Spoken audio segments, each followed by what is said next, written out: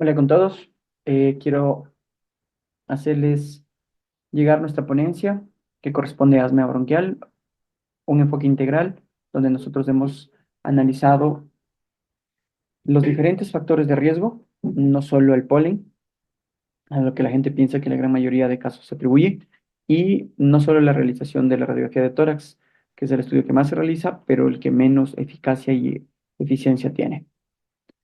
La definición del asma se le atribuye a Hipócrates, donde observó que un sinnúmero de personas que presentaban sintomatología de jadeo y los denominaba asmanianos.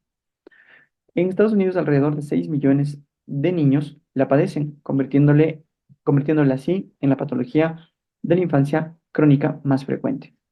En mi país, en Ecuador, en el 2020 se reportaron 6.000 nuevos casos, de los cuales el 25%, 24-25%, se presentaba en un grupo etario entre 5 y 14 años. En ese mismo año existieron 42 muertes.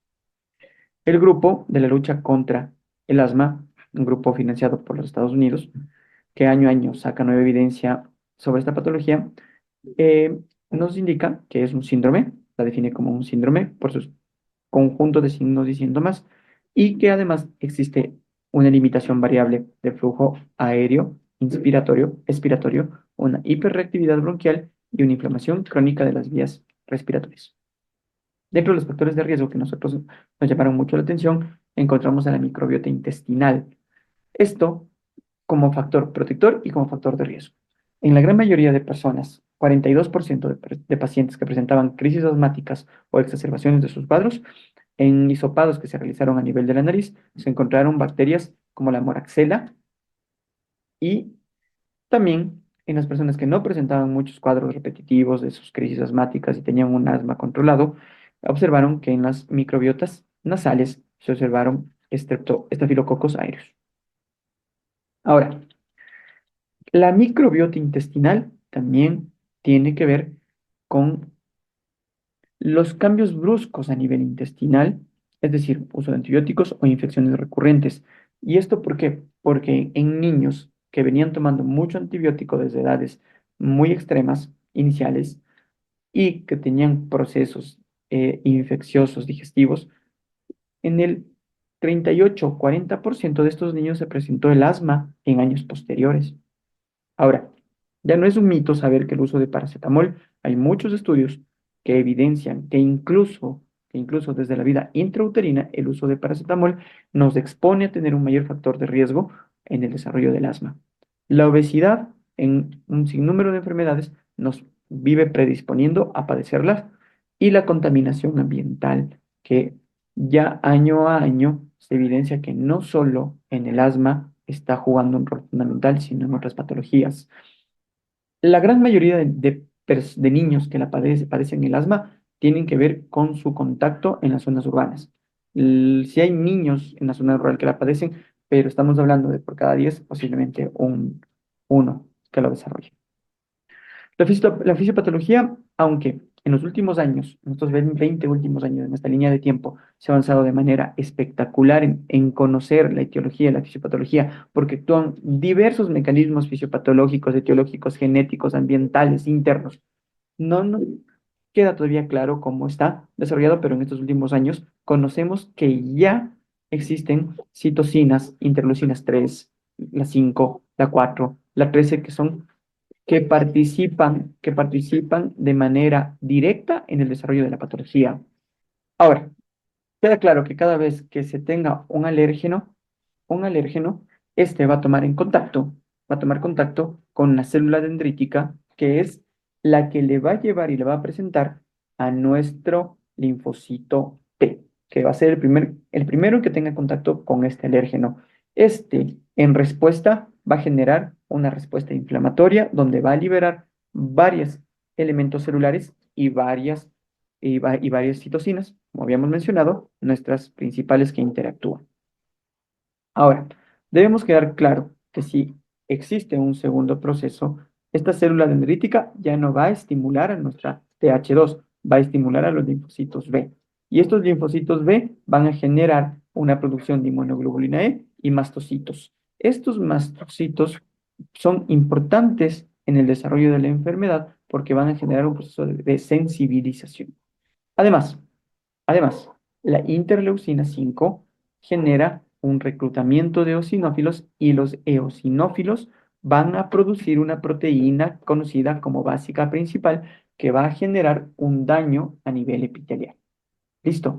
Entonces, la célula dendrítica, las helper, los linfocitos B, los linfocitos T, las interleucinas y las presencias de alérgenos van a generar un rol principal en el desarrollo de esta enfermedad. Ahora, al producirse una reacción exagerada, va a dañar nuestro epitelio bronquial, generando edema y engrosamiento del epitelio. Los hallazgos clínicos. Dentro de los principales que nosotros encontramos en el asma, vamos a tener en cuenta que la tos, las sibilancias y la opresión torácica siempre van a estar presentes en nuestros pacientes. La dificultad respiratoria va a presentarse en los pacientes que tienen crisis graves. Crisis graves. Las sibilancias, aunque se presentan en la gran mayoría, aunque se presentan en la gran mayoría de pacientes, estas de aquí no son específicas de esta enfermedad, es decir, no porque la calificamos, no porque la encontramos nosotros, va a ser patognomónico de esta enfermedad, porque pueden estar presentes y no pueden estar presentes, pero también no encontrarlas no es que excluye, y encontrarlas no es que ya es asma, ¿sí? Las sibilancias las podemos encontrar al principio, al final, y cuando es un cuadro ya grave, desaparece. La tos se presenta también en un gran porcentaje de pacientes y va a presentar una frecuencia de la mañana a la noche, eso es a las 4 a las 6 de la mañana. La sintomatología, la sintomatología es de inicio brusco en los cuadros agudos y en los cuadros crónicos aparece de manera paulatina.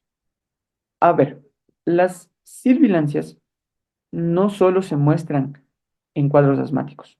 Puede existir pacientes que tengan insuficiencia cardíaca y van a presentar sibilancias. Entonces, tenemos que tener en cuenta esta situación. Ahora, dentro del tratamiento, vamos a tener pacientes que van a intentar siempre con tratamiento no farmacológico y tratamiento farmacológico. La evidencia indica que el tratamiento farmacológico presenta mucha mayor eficacia que el tratamiento no farmacológico. El yoga, la dieta, la limpieza y determinar el alérgeno han ayudado a reducir las crisis asmáticas y los cuadros de exacerbación. Sin embargo, no son mejores que la realización de un tratamiento farmacológico. Los exámenes, aunque el diagnóstico es clínico, vamos a tener la espirometría, que es el estudio que confirma el diagnóstico del asma. Cuando tenemos un fracción expiratoria, un volumen de fracción expiratoria de un segundo mayor al 12% o 200 ml, tras un uso de un broncodilatador o, o una capacidad vital forzada menor al 80% con reversibilidad, es un diagnóstico de asma.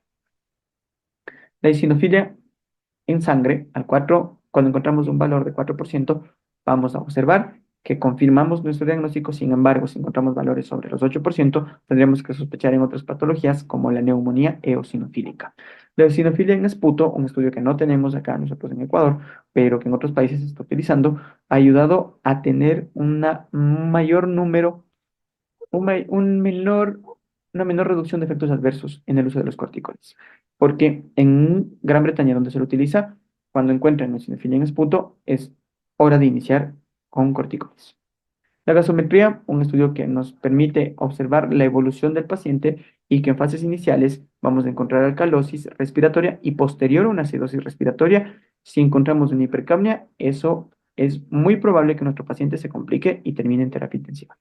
La radiografía de tórax, como habíamos mencionado hace poco, es el estudio que más se utiliza, pero que el que no presenta gran utilidad, porque en el 65% de los casos sale que no hay nada en el pulmón y en el resto solo signos de hiperinsuflación. La tomografía en los casos de bronquitis no ayuda mucho a la especificación y la oscilometría de impulso, que es un estudio que presenta una campana que va a generar ondas y se van a distribuir por el árbol bronquial y esta permite determinar a través de un algoritmo donde hay signos de obstrucción. está siendo de mucha utilidad.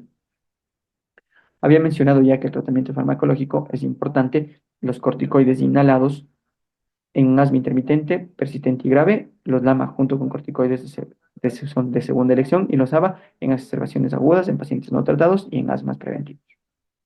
Bueno, espero que les haya gustado y haya sido de información esto para ustedes. Muchas gracias y hasta la próxima.